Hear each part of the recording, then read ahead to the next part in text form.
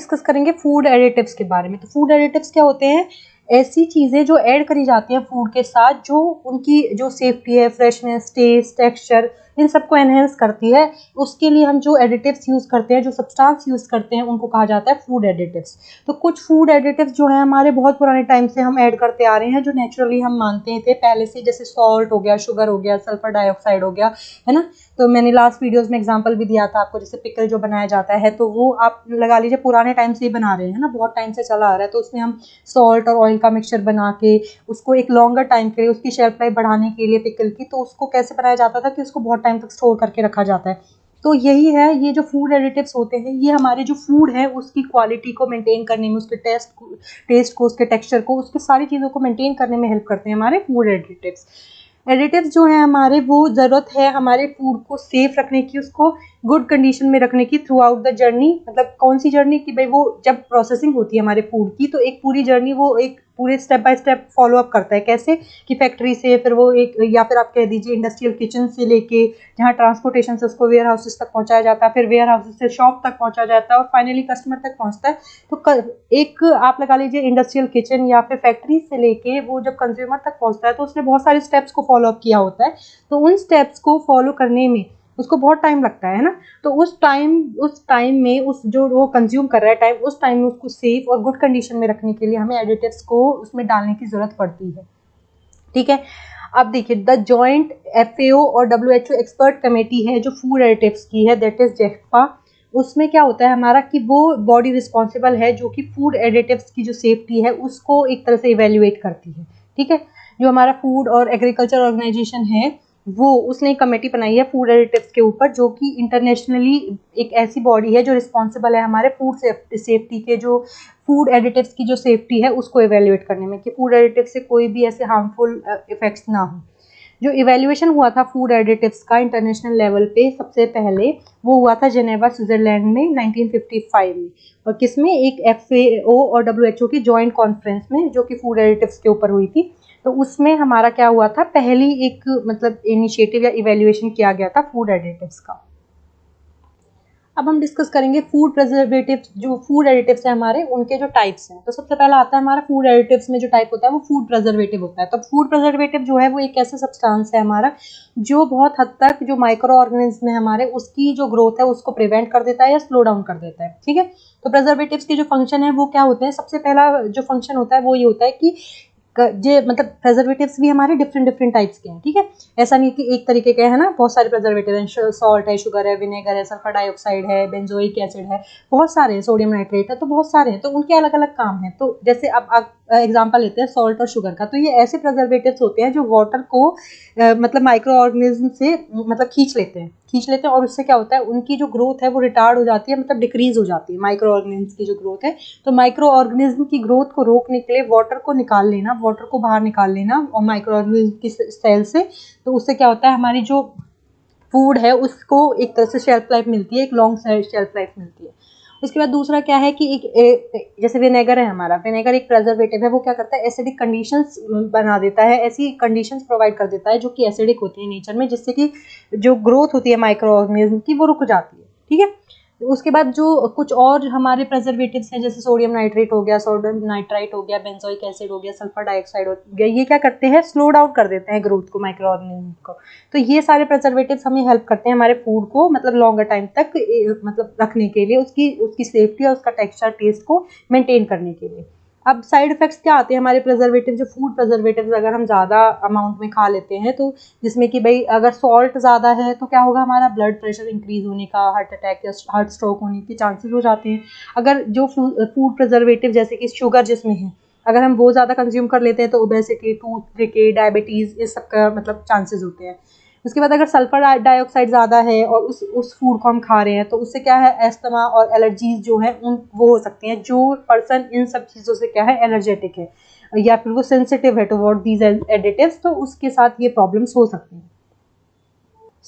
Second जो हमारा food additive आता है वो आता है फ्लेवरिंग। फूड फ्लेवरिंग जो की जाती है वो फ्लेवरिंग क्यों की जाती है, हमारा जो टेस्ट चला जाता है फूड प्रोसेसिंग के थ्रू, जब हम फूड प्रोसेसिंग कर रहे होते हैं उस साइकिल के थ्रू जब हमारा टेस्ट जो होता है फूड का वो अफेक्ट हो जाता है, तो हम क्या करते हैं फ्लेवर्स डालते हैं।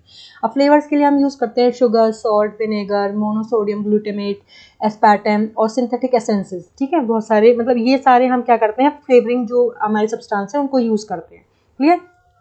अब हम फ्लेवरिंग सब्सटेंस है उनको देख लेते हैं। तो सॉल्ट, शुगर, विनेगर आपको नेचुरली पता है ना कैसे होते हैं। तो उसके बाद अब हमारा आता है मोनोसोडियम ग्लूटामेट। तो ये एक सोडियम सॉल्ट होता है ग्लूटामिक एसिड का, जो कि बहुत सारे टाइप के जो फूड है उनसे उनके फ्लेवर को एनहेंस करके निकाल के लाता है। जैसे फ्रोजन फूड होता है, स्पाइस मिक्सेस होते हैं, हमारे कैंड या ड्राई सूप्स होते हैं, कैंड जो हमारे जूसेस आते हैं उन सब में हमारा क्या है ये फ्लेवरिंग सब्सटेंस डाला जाता है मोनोसोडियम ग्लूटामेट, जो कि हमारे जो जो फूड है उसका मतलब फ्लेवर को क्या है एनहेंस करता है, उसको निकाल के लाता है बाहर। उसके बाद आता है हमारा एस्पार्टम। एस्पार्टम जो है हमारा वो एक नॉन शुगर स्वीटनर है, जो कि 200 टाइम्स ज़्यादा मीठा होता है शुगर से, और उसके अंदर शुगर से कम कैलोरीज होती हैं। तो ये जो हमारा एक मतलब फ्लेवरिंग जो सब्सटेंस है ये यूज़ किया जाता है नॉर्मली जो डाइट प्रोडक्ट होते हैं हमारे, जैसे डाइट ड्रिंक्स होती हैं, लो कैलोरी फ्रोजन डेजर्ट्स होते हैं, या कोई सॉफ्ट ड्रिंक्स होती हैं, उनमें हम ये यूज़ करते हैं, ये फ्लेवरिंग सब्सटेंस यूज़ करते हैं, और ये नॉन शुगर स्वीटनर होता है हमारा। ठीक है। उसके बाद आता है सिंथेटिक एसेंसेस। तो ये एसेंसेस जो होते हैं हमारे आर्टिफिशियली जो हमारे बनाए जाते हैं, ये हमें बिल्कुल जो नेचुरल फ्लेवर्स होते हैं ना उनकी तरह फ्लेवर देते हैं, आर्टिफिशियल फ्लेवर्स देते हैं। जैसे कि हमारा जो पेंटाइल एथेनोएट है वो हमें बनाना फ्लेवर देता है, इथाइल ब्यूटेनोएट जो है हमारा पाइनएप्पल फ्लेवर देता है, मिथाइल ब्यूटेनोएट है जो हमारा वो एप्पल फ्लेवर देता है, ऑक्टाइल इथेनोएट हमें ऑरेंज फ्लेवर देता है। तो ये सारे जो फ्लेवर्स हैं हमारे वो एकदम नेचुरल लगते हैं कि बिल्कुल जैसा हमारा नॉर्मल जो फ्रूट्स का टेस्ट होता है वैसे लगते हैं, लेकिन वो आर्टिफिशियली बनाए जाते हैं। ठीक है, तो ये हमारा सिंथेटिक एसेंसेस होते हैं। थर्ड आता है हमारा जो फूड हमारे एडिटिव्स होते हैं वो होते हैं एंटीऑक्सीडेंट। तो एंटीऑक्सीडेंट ऐसे सब्सटेंस होते हैं जो प्रिवेंट करते हैं या स्लो डाउन करते हैं जो सेल डैमेज हो जाती है ना हमारे फ्री रेडिकल्स की वजह से, या जो अनस्टेबल मॉलिक्यूल्स होते हैं हमारे उनकी वजह से, जो कि अगर वो एनवायरनमेंट के जो कांटेक्ट में आते हैं तो वो रिएक्शंस मतलब जनरेट करते हैं, एक तरह से रिएक्टिव होते हैं वो, है ना, टुवर्ड्स द एनवायरनमेंट या कोई और भी कंडीशंस जो होती हैं उनकी जो फेवरेबल कंडीशंस होती है। तो उससे क्या होता है हमारी जो बॉडी है वो कहीं ना कहीं बॉडी के अंदर जो सेल्स है वो डैमेज होती हैं, क्योंकि उसमें फ्री रेडिकल्स हैं या अनस्टेबल मॉलिक्यूल्स हैं जो कि जब वो नेचर या एनवायरनमेंट के कांटेक्ट में आते हैं तो वो रिएक्ट करते हैं, तो जिसकी वजह से जल्दी खराब होने के चांसेस होते हैं हमारे फूड जो स्टफ्स होते हैं हमारे। और जो फूड स्टफ्स होते हैं वो हमारे वल्नरेबल होते हैं ऑक्सीडेशन से, मतलब उनको ऑक्सीडेशन मतलब ऑक्सीडाइज हो जाते हैं वो जल्दी, तो वो असुरक्षित है एक तरह से, है ना। मतलब हमें हमारे फूड स्टफ्स को बचा के रखने के लिए, उसको मतलब एक लॉन्गर टर्म टाइम तक प्रिवेंट करने के लिए रखने के लिए हमें एंटीऑक्सीडेंट्स की ज़रूरत पड़ती है। ठीक है। तो फूड जो जिनमें फैट्स या ऑयल्स होते हैं वो रेंसिड हो जाते हैं, ठीक है, तो रिएक्ट कर जाते हैं, तो इसलिए जो फैट्स और ऑयल्स हैं उनको ऑक्सीडाइज किया जाता है to become unpleasant smelling acids और एक्सपोजर टू द एयर। मतलब हमारे जो फैट्स जो मतलब हमारे फैट्स और ऑयल्स होते हैं वो मतलब टुवर्ड्स द एनवायरनमेंट बहुत रेंसिड होते हैं, तो वो क्या होता है अनप्लीजेंट स्मेल्स देते हैं, एसिड बन जाते हैं अगर उनका एक्सपोजर हो जाता है एयर में। ठीक है, मतलब वो ऑक्सीडाइज हो जाते हैं। ठीक है, तो इसी वजह से हमारा क्या है फूड स्टफ है वो खराब हो जाता है। ठीक है, पहली कंडीशन ये है, इसलिए हम यूज़ करते हैं एंटीऑक्सीडेंट। तो विटामिन सी और विटामिन ई जो हैं वो सेफेस्ट एंटीऑक्सीडेंट्स माने जाते हैं, क्योंकि विटामिन सी जो होता है वो मतलब एक तरह से हमारा फॉर्मेशन करता है, फॉर्मेशन को रोकता है। विटामिन सी जो है हमारी फॉर्मेशन को रोकता है, किसकी, कार्सिनोजेनिक जो नाइट्रोअमीन्स है हमारे उनकी, जो नाइट्रस अमीन्स है हमारे उनकी फॉर्मेशन को रोकता है हमारा विटामिन सी, और स्टिमुलेट करता है इम्यून सिस्टम को और प्रोटेक्ट करता है क्रोमोसोम ब्रेकेज को हमारा। ठीक है, तो इसलिए विटामिन सी जो है वो हमारे लिए एक सेफेस्ट एंटीऑक्सीडेंट है, क्योंकि जो एक सब्सटेंस बन रहा होता है एनवायरनमेंट के कांटेक्ट में आने के बाद, जिसको हम क्या कहते हैं कार्सिनोजेनिक नाइट्रोज अमाइन, तो ये जो हमारा सब्सटेंस होता है इसकी फॉर्मेशन को इनहिबिट करता है, प्रतिबंध लगाता है उस चीज़ पे विटामिन सी, और इम्यून सिस्टम को स्टिमुलेट करता है, और क्रोमोसोम ब्रेकेज जो होने वाला होता है इस जो सब्सटेंस की फॉर्मेशन से उसको रोकता है। इसलिए विटामिन सी हमारा एज अ एंटीऑक्सीडेंट यूज़ किया जाता है। उसके बाद आता है हमारा विटामिन ई, जो कि फ्री रेडिकल कंपाउंड से जो रिएक्शन हो रही होती है उसको न्यूट्रलाइज करता है उससे पहले कि वो किसी भी सेल मेम्ब्रेन को डैमेज कर सके। ठीक है, मतलब विटामिन ई किसी भी रेडिकल कंपाउंड को किसी भी एनवायरनमेंट के साथ रिएक्ट करने से पहले ही उसको न्यूट्रलाइज कर देता है उस रिएक्शन को, जिससे कि वो सेल मेम्ब्रेन को डैमेज ना कर सके, जिससे कि अगर वो सेल मेम्ब्रेन हमारी डैमेज हो जाती है तो हमारे पास हार्ट डिजीज या कैंसर का जो खतरा रहता है उसको बहुत हद तक न्यूट्रलाइज करता है विटामिन ई। ठीक है, उसके बाद ये मेंशन किया गया है कि कुछ रेस्ट्रिक्शन है इन पे BHA और BHAT पे, क्योंकि ये एडवर्स रिएक्शंस करते हैं डॉग्स के अंदर, तो इनको रेस्ट्रिक्ट किया गया है। अब नेक्स्ट जो हमारा एडिटिव आता है वो होता है स्टेबलाइजर्स। तो स्टेबलाइजर्स जो सब्सटेंस होते हैं वो हमारा जितना भी इमल्शन वाला जो फूड होता है उसको अलग होने से रोकते हैं। तो इमल्शन क्या होता है, जैसे वाटर और ऑयल का मिक्सचर से जो हम सब्सटेंस बनता है, हमारा फूड सब्सटेंस जो बनता है प्रोसेसिंग से, हमने ये लास्ट वीडियोस में पढ़ा है इमल्शन जो करते हैं। ठीक है, तो उसको आप जाके देख सकते हैं। तो स्टेबलाइजर्स जो होता है वो प्रिवेंट करता है इमल्शन को, मतलब एक तरह से जो पानी और ऑयल का जो मिक्सचर बना के हम जो प्रोडक्ट बना रहे हैं उसको अलग करने से हमें प्रोडक्ट जो प्रिवेंट करता है वो होता है हमारा स्टेबलाइजर। तो ज़्यादातर फूड हमारे इमल्शंस होते हैं। Emulsions are either oil droplet suspended in water और water droplet suspended in oil, है ना, हमने ये देखा था। जैसे मेयोनीज है हमारा, तो मेयोनीज के अंदर जैसे बटर है, बटर के अंदर जैसे हम ड्रॉपलेट्स डालते हैं कुछ वाटर की, ठीक है, मेयोनीज के अंदर हम कुछ ऑयल के ड्रॉपलेट्स डालते हैं। तो ऐसे ही तो स्टेबलाइजर जो होता है वो यूज़ किया जाता है उन फूड के लिए, उन फूड आइटम्स में जिसमें कि ऑयल और वाटर का जो कंटेन होता है, ठीक है, जो कि इमल्शन से बना होता है, हमारा इमल्सिफिकेशन जिसमें दिया जाता है। क्लियर। उसके बाद lecithin, mono and diglycerides of fatty acids, मतलब ये जो सब्सटेंस है हमारी, ये क्या है, हमारे एग्जांपल्स हैं स्टेबलाइजर्स के। तो lecithin, mono and diglycerides of fatty acid, ठीक है, लेसिथिन एक अलग है, उसके बाद मोनो और डाई दोनों जो है फैटी एसिड्स के जो ग्लिसराइड्स हैं हमारे, वो हमारे एग्जांपल्स हैं स्टेबलाइजर्स के, जो यूज़ किए जाते हैं जो फूड इमल्शंस होते हैं हमारे उसमें, जिससे कि वो सेपरेट ना हो। उसके बाद नेक्स्ट हमारे आते हैं थिकनर्स। हमारे जो थिकनर्स होते हैं वो यूज़ किए जाते हैं फूड को थिकन करने के लिए, ठीक है, उसकी जो एक तरह से कंसिस्टेंसी है उसको थिक करने के लिए। तो जो थिकनर्स यूज़ किए जाते हैं हमारे वो इस तरह से, जैसे मॉडिफाइड स्टार्च, पेक्टिन, अकाशिया गम, जेलेटिन, ठीक है, जेंथम गम, ये सारे जो है थिकनर्स हैं वो यूज़ किए जाते हैं। जैसे हमारे जो फूड प्रोडक्ट्स होते हैं, जैसे जैम है, योगर्ट है, पुडिंग्स है, च्युइंगम है, जेली है, इन सब में हमारे थिकनर्स को यूज़ किया जाता है। जो अकाशिया गम है हमारी, वो मतलब एज अ थिकनर और एज अ स्टेबलाइजर भी यूज़ की जाती है। ठीक है, जो अकेशिया हमारी गम है वो थिकनर और स्टेबलाइजर दोनों होते हैं। उसके बाद नेक्स्ट हमारा जो फूड एडिटिव आता है वो होता है फूड डाइज। फूड डाइज क्यों यूज़ की जाती है, कलर को मतलब ऐड करने के लिए, है ना, फूड का जो कलर है उसको, मतलब जो जैसे फूड प्रोसेसिंग में कई बार कलर जो होता है वो रिस्टोर नहीं हो पाता, वो चला जाता है, तो उसको रिस्टोर करने के लिए कहीं ना कहीं, और मतलब हमारा जो फूड की जो कलरिंग है उसको भी एनहेंस करने के लिए कि वो विजुअल जो है वो अच्छा लगे। ठीक है, तो पहली जो आर्टिफिशियल फूड कलरिंग हुई थी वो क्रिएट की गई थी 1856 में फ्रॉम तारकोल। ठीक है, जो हमारा तारकोल होता है उससे हमने सबसे पहले फूड कलरिंग की थी 1856 में। अब हमारे जो आजकल जो डाइज यूज़ की जाती हैं फूड के लिए वो ये सारी है, जैसे red number 3, red number 40, yellow number 5, yellow number 6, blue number 1, blue number 2। तो इनको, और ये किस तरह से हमारे जैसे कैंडी के लिए, केक डेकोरेटिंग जेल्स के लिए, ठीक है, उसके बाद ड्रिंक्स में हमारी जो स्पोर्ट्स ड्रिंक होती हैं, सॉफ्ट ड्रिंक्स होती हैं, चिप्स होते हैं, तो मतलब ये अलग अलग तरीके से आप इसको, हम आपको जो PDF प्रोवाइड करेंगे उसमें आप देख लेना, ठीक है, उसमें आप इनको रीड कर लेना कि कौन सी किसके लिए होती है। ये आपके मतलब एग्जाम पॉइंट ऑफ व्यू से थोड़ा इंपॉर्टेंट हो जाता है, कि पूछा जा सकता है आपसे कि भाई कौन सी डाई किस में कैसे यूज़ की जाती है, ये कौन से नंबर की डाई है ना। तो ये आप जब हम आपको PDF देंगे तो उसमें से आप रीड कर लेना। अब आता है हमारा फंक्शंस ऑफ फूड एडिटिव। तो अब तक जो हमने फूड एडिटिव्स को देखा है उसके साथ हमने उसकी फंक्शनिंग भी पढ़ी है, तो वही है हमारा, वही चीज़ इसमें मेंशन की गई है कि क्या क्या फंक्शंस हैं जो फूड एडिटिव्स के हम फॉलो अप किए जाते हैं हमारे। तो सबसे पहले कि उसकी जो टेक्सचर है उसको स्मूथ और कंसिस्टेंट बनाता है ना, इमल्सिफायर्स को प्रिवेंट करता है कि वो लिक्विड प्रोडक्ट बने, सेपरेट ना हो, है ना, स्टेबलाइजर और थिकनेस प्रोवाइड किए जाते हैं टेक्सचर के लिए, फॉर इवन टेक्सचर।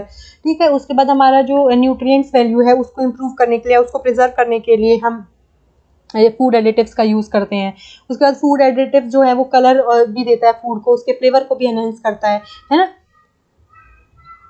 उसके बाद उसका नेक्स्ट फंक्शन क्या आता है कि वो होलसमनेस जो है फूड की उसको बना के रखता है, जैसे बैक्टीरिया और जो बहुत सारे और हमारे माइक्रो ऑर्गेनिज्म हैं वो क्या है, फूड बॉर्न इलनेस क्रिएट कर सकते हैं, उससे हो सकता है। तो प्रिजर्वेटिव्स क्या करते हैं, बहुत हद तक जो जर्म्स से हमारा फूड जो है उसकी जो स्पॉइलेज है उसको कंट्रोल करते हैं। ठीक है, तो इसलिए हमारे जो प्रिजर्वेटिव्स हैं वो बहुत हेल्पफुल है हमारे लिए। दूसरा क्या करते हैं, हमारे जो कुछ प्रिजर्वेटिव्स ऐसे होते हैं जो हमारे फ्लेवर को एनहेंस करने में बहुत हेल्प करते हैं, है ना। जैसे जो हमारा मतलब जो बेक करते हैं हम गुड्स को, उनको कि जो हमारे कैसे करते हैं, हमारे जो फैट्स और ऑयल्स हैं उनको मतलब बुरी तरह से ख़राब होने से बचा के, उनको प्रिजर्व करके हमारे जो फूड्स होते हैं, बेक्ड जो गुड्स होती हैं, उनको प्रिजर्व करके रखते हैं हमारे प्रिजर्वेटिव, ठीक है। उसके बाद हमारे जो प्रिजर्वेटिव्स हैं वो हमारे फ्रूट्स को भी फ्रेश रखते हैं from turning brown when they are expose to air, मतलब हमारे जो रोटन होने से हमारे फ्रूट्स को बचाते हैं, कि उनको ख़राब होने से बचाया जाता है, वो प्रिजर्वेटिव्स का काम होता है। तो इसी तरह से होलसमनेस ऑफ जो फूड है उसको मेंटेन करके रखते हैं हमारे प्रिजर्वेटिव्स। उसके बाद हमारा एसिड बेस जो बैलेंस है फूड के अंदर, उसको बहुत हद तक कंट्रोल करते हैं हमारे प्रिजर्वेटिव्स, है ना। जैसे कुछ एडिटिव्स ऐसे होते हैं जो एसिड बेस बैलेंस है उसको चेंज करने में हेल्प करते हैं बाय एडिंग सर्टेन फ्लेवर्स और कलर, ठीक है। उसके बाद हमारा जो एक मतलब लीवनिंग एजेंट्स होते हैं हमारे, वो क्या करते हैं, एसिड्स रिलीज करते हैं, जिस मतलब जब हम उनको हीट करते हैं तो उससे क्या होता है कि वो रिएक्ट करके हमारे जो बिस्किट, केक, जो भी हमारी बेकरी वाली चीज़ें होती हैं उनको बहुत हद तक इम्प्रूव करते हैं, उनके फ्लेवर को एनहेंस करते हैं, ठीक है। तो इस तरीके से हमारा एक तरह से फूड का जो एक फ्लेवर है उसको भी इम्प्रूव किया जाता है इसकी हेल्प से, और उनकी जो शेल्फ लाइफ है वो भी बढ़ती है। जो हमारे लिविंग एजेंट से जो एसिड रिलीज होता है उसको क्या किया जाता है, बेकिंग सोडा के साथ मिला के हीट किया जाता है, और वो हेल्प करता है हमारे जो बेकरी जो प्रोडक्ट्स होते हैं उनको एक तरह से राइस करने में, उसको इम्प्रूव करने में। उसके बाद कुछ हमारे साइड इफेक्ट्स आते हैं जो फूड एडिटिव से हो सकते हैं। तो सबसे पहला हमारा क्या है, जैसे सोडियम नाइट्राइट जो होते हैं, अगर हमारा जो मीट है उसको हीट किया जाता है हाई टेम्परेचर पे और उसको मतलब कंबाइन कर दिया जाता है स्टमक एसिड के साथ, सोडियम नाइट्राइट जो होता है वो प्रोड्यूस कर देता है हमारा क्या, नाइट्रोसामाइन। तो जो नाइट्रोसामाइन होता है वो हमारा मतलब एक तरह से रिस्क को बढ़ाता है, जो पैंक्रियाटिक और कोलोलेटरल जो कैंसर होता है हमारा, कोलोरेक्टल, जो कोलोरेक्टल हमारा कैंसर है जो कि हमारा कॉलन और रेक्टम से रिलेटेड होता है, उसके रिस्क को बढ़ा देता है हमारे, ठीक है। एक पैंक्रियाटिक या फिर कोलोरेक्टल जो कैंसर है उसके रिस्क को बढ़ा देता है नाइट्रोसामाइन। उसके बाद हमारा आता है ट्रांस फैट्स। जो ट्रांस फैट्स हैं हमारे वो इंक्रीज करते हैं हार्ट डिजीज को, ठीक है। सल्फाइड्स जो है, सल्फाइड जो है हमारे बहुत ज़्यादा हमारे सीवियरली एक्सरवेट कर सकते हैं हमारी एक अस्थमा की जो डिजीज है उसको, ठीक है, एग्रावेट कर देते हैं, एक्सगरेट कर देते हैं बहुत हद तक, किसको, अस्थमा को, सल्फाइड्स जो होते हैं हमारे। उसके बाद मोनोसोडियम जो ग्लूटामेट होता है हमारा MSG, वो कुछ लोग जो कि सेंसिटिव होते हैं हमारे मोनोसोडियम ग्लूटामेट से, वो एक्सपीरियंस कर सकते हैं नोजिया या ब्रीदिंग प्रॉब्लम हो सकती है और कोई रिएक्शन हो सकता है उनको MSG के मतलब उससे कंजम्पशन से। तो इसलिए हमारा जो MSG है वो हमारे जिन लोगों को, जो लोग उससे सेंसिटिव हैं उनके लिए हार्मफुल हो सकता है। और MSG के अंदर बहुत मतलब एक्स्ट्रा सोडियम होता है जो कि हमारा जो ब्लड प्रेशर को एलिवेट करता है, बढ़ाता है, ठीक है। तो ये सारे साइड इफेक्ट्स हो सकते हैं हमारे फूड एडिटिव से।